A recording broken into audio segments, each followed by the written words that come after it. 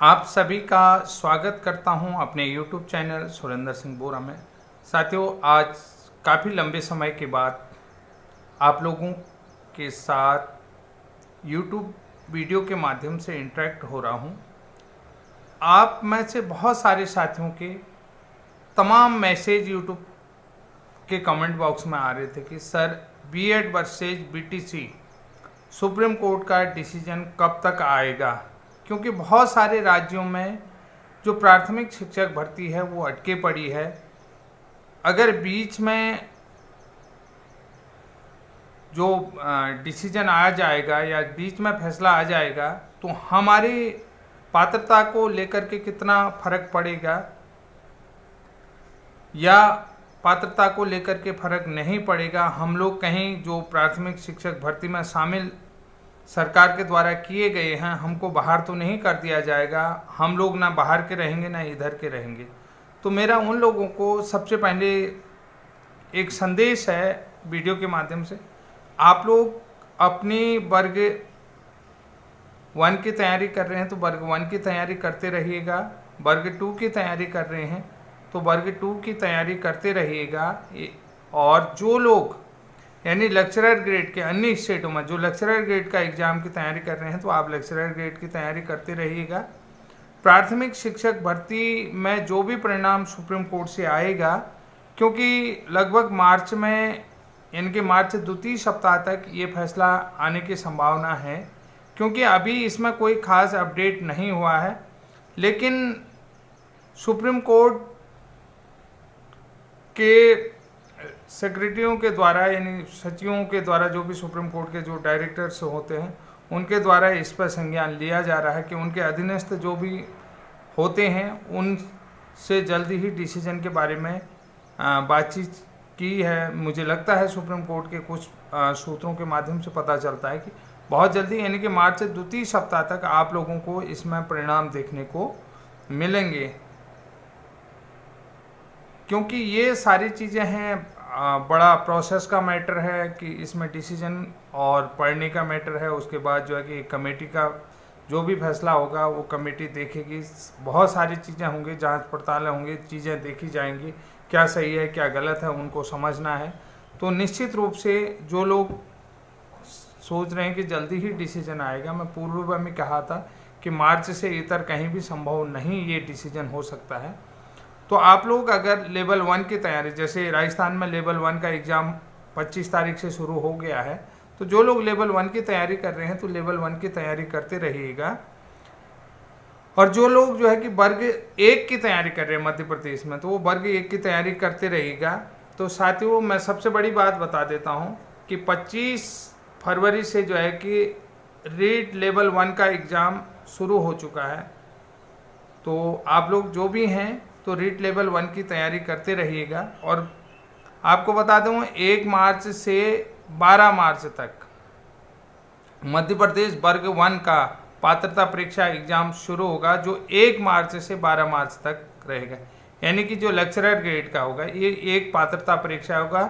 जो इस पात्रता परीक्षा में शामिल हो यानी कि उत्तीर्ण करेगा, जो इसको पास करेगा, उसके बाद वो जो है कि मध्य प्रदेश सुपर टेट का एग्ज़ाम देगा। क्योंकि अभी हाल ही में जो है कि मध्य प्रदेश सुपर टेट का जो नोटिफिकेशन आ चुका है, यानी कि इसके बाद मध्य प्रदेश सुपर टेट का भी नोटिफिकेशन आ चुका है। जो लोग मध्य प्रदेश वर्ग 1 की पात्रता परीक्षा में शामिल हैं, जो इस परीक्षा को पास करेंगे, वो मध्य प्रदेश सुपर टेट का भी एग्ज़ाम देंगे। तो आप लोग ये चीज़ तो समझ गए। फिर बहुत सारे साथियों का सवाल है कि सर, जो मध्य प्रदेश प्राथमिक शिक्षक भर्ती की अंतिम चयन सूची है वो कब तक आएगी। तो मध्य प्रदेश प्राथमिक शिक्षक की अंतिम चयन सूची में अभी समय लग रहा है, क्योंकि इसमें सबसे बड़ी बात है अधिशेष शिक्षकों का डेटा जुटाया जा रहा है। जब तक डेटा जुटाकर फाइनल लिस्ट तैयार नहीं की जाएगी और उसके बाद जो है उनका अपडेशन नहीं हो जाता, यानी कि जो प्रोफाइल अपडेशन नहीं हो जाता है, तो तब तक जो है कि ये फाइनल अंतिम चयन सूची आना संभव नहीं है। जब तक अधिशेष शिक्षकों का अंतिम डेटा और डिजिटली अपडेट उसको नहीं किया जाता है, तब तक अंतिम चयन सूची नहीं आएगी। जैसे ही अधिशेष शिक्षक यानी सरप्लस शिक्षकों का डेटा डिजिटली अपडेट हो जाएगा, तो उसके साथ ही जो है कि मध्य प्रदेश प्राथमिक शिक्षक भर्ती यानी वर्ग 3 की अंतिम चयन सूची आ जाएगी। उस अंतिम चयन सूची के साथ हो सकता है चॉइस फिलिंग का भी ऑप्शन आ जाएगा। उस अंतिम चयन सूची के साथ ही चॉइस फिलिंग भी शुरू हो जाएगी। तो साथियों, ये थी आज की महत्वपूर्ण जानकारी।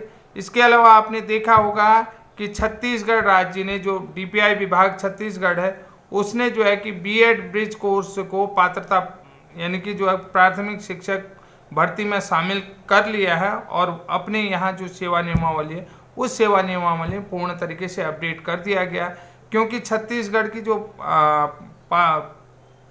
प्राथमिक शिक्षक भर्ती थी उसमें जो मिनिमम जो क्वालिफिकेशन थी, यानी कि जो भी वहाँ का डीएलएड था, डिप्लोमा इन एलिमेंट्री प्रशिक्षित कैंडिडेट थे, उसके समकक्ष उसको मान लिया गया है। और इसका वीडियो मैं पूर्व में भी आपको बता चुका हूँ कि जो मिनिमम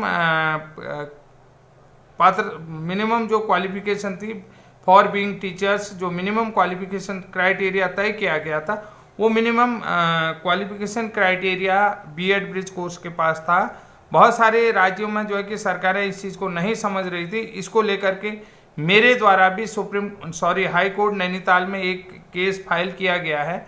तो उस केस की जो अंतिम सुनवाई है आगामी जो है कि 16 मार्च को होने वाली है। राजस्थान में भी आगामी 16 मार्च को बीएड ब्रिज कोर्स की हियरिंग है। तो साथियों, निश्चित रूप से जो बीएड की प्राथमिक शिक्षक के लिए पात्रता है वो प्राथमिक शिक्षक पात्रता बनी रहेगी, क्योंकि वो प्राथमिक शिक्षक के रूप में एलिजिबिलिटी रखते हैं और वो एलिजिबिलिटी उनके पास हमेशा रहेगी। अब जहाँ पर जो ट्रेंड शिक्षक का जो आया, क्वालिफाइड टीचर्स की बात आई, योग्य शिक्षकों की जो बात आई, आरटी एक्ट के तहत भी, जैसा कि आपने डीपीआई विभाग छत्तीसगढ़ का नोटिफिकेशन पढ़ लिया होगा, जिसमें बीएड को मंजूरी दे दी गई है और विद ब्रिज कोर्स के साथ। तो ये मतलब जो मिनिमम क्वालिफिकेशन का क्राइटेरिया है उस क्राइटेरिया के अकॉर्डिंग ही दिया गया है। वो क्राइटेरिया कितना कारगर साबित हुआ, क्योंकि जैसा कि आपने देखा, मेरे द्वारा उत्तराखंड में बीएड ब्रिज कोर्स को लेकर के एक मुहिम की शुरुआत की गई थी। उस मुहिम की शुरुआत करते हुए धीरे धीरे लगभग 1-1.5 साल बाद, तो उसके बाद जो है कि हिमाचल प्रदेश के साथियों को बताया गया। इसी बीच जो है कि मेरा संपर्क जो है कि बीएड वर्सेज बीटीसी केस के कुछ पदाधिकारियों से होता है। तो जो बीएड के पदाधिकारी थे उन पदाधिकारियों के संपर्क में आया, जैसे कि हमारे शर्मा जी हैं। तो शर्मा जी के संपर्क, देवेश शर्मा जी के संपर्क में आने से बहुत सारे राज्यों के साथियों से संपर्क हुआ। तो राजस्थान के साथियों से भी संपर्क हुआ। राजस्थान के साथियों को बीएड ब्रिज कोर्स की अहमियत बताई। उन्होंने कई तरीके से मुझे बताया कि सर, कोर्ट ने हमारा, जो राजस्थान हाई कोर्ट है, उस कोर्ट ने हमारा केस खारिज कर दिया कि बीएड समझ करके। तो मैंने कहा कि बीएड समझ के खारिज किया है, ये मुझे पता है, आप दोबारा से इस केस को जाएंगे। तो अब जो है कि वो केस राजस्थान हाई कोर्ट में थोड़ा सा अपग्रेड हो चुका है, तो उस केस को समझा गया है और उस केस के आगे जो आगामी 16 मार्च में जो सुनवाई होने वाली है, तो क्या अपडेट आता है, निश्चित रूप से छत्तीसगढ़ का कोई न कोई प्रभाव उसमें भी पड़ेगा। क्योंकि जो BEd versus BSTC Supreme Court का अंतिम फैसला आना है, तो वो फैसला हमेशा बीएड के लिए सकारात्मक आएगा। बहुत सारे साथी कहते हैं कि मैं केवल बीएड का ही पक्ष लेता हूँ। मैं बीएड का पक्ष इसलिए, देखिए, सबसे बड़ी बात है कि कई लोग कहते हैं कि जैसे कि हमने एक डायनेस्टी वाली बात आ गई, सीधी सी बात है। उन्होंने कहा कि राजा का बेटा ही राजा होगा, यानी कि जो एक डायनेस्टी है कि उस डायनेस्टी को संभालेगा। क्योंकि आजकल मॉडर्न युग है, जो योग्य होगा या रूलों में चेंजेस होते हैं वो संभव है और हर कोई जो है योग्य शिक्षक बनना चाहता है। तो इसमें कोई भी क्राइटेरिया फिक्स नहीं है। क्राइटेरिया जिन्होंने सोचा कि ये नहीं हमारी डायनेस्टी है, यानी कि जैसे बीटीसी वालों ने सोचा कि प्राइमरी हमारी डायनेस्टी है, तो ये संभव नहीं है कि हमेशा हर कोई जो है कि फॉरवर्ड देखता है, फॉरवर्ड चलना चाहता है, बैकवर्ड चलना नहीं चाहता है। तो एजुकेशन डिपार्टमेंट में भी तमाम तरीके के इम्प्लीमेंट हो रहे हैं, तमाम तरीके के चेंजेज हो रहे हैं। उन इम्प्लीमेंटों को देखते हुए, यानी कि जो इनोवेशंस हो रहे हैं प्राइमरी एजुकेशन में, उस इनोवेशन को देखते हुए अपग्रेडेड टीचर्स को लाना जो है कि बहुत ज़रूरी है। और यही जो है कि यानी कि क्वालिटी एजुकेशन का एक रूल भी कहता है, और क्वालिटी एजुकेशन को देखते हुए कि अपग्रेडेड जो क्वालिफिकेशन है वो निश्चित रूप से प्राइमरी में आने वाली है, क्योंकि एनईपी 2020 जो है कि अब लागू हो चुकी है। तो साथियों, आज की जानकारी कैसी लगी? तब तक के लिए जय हिंद, जय उत्तराखंड।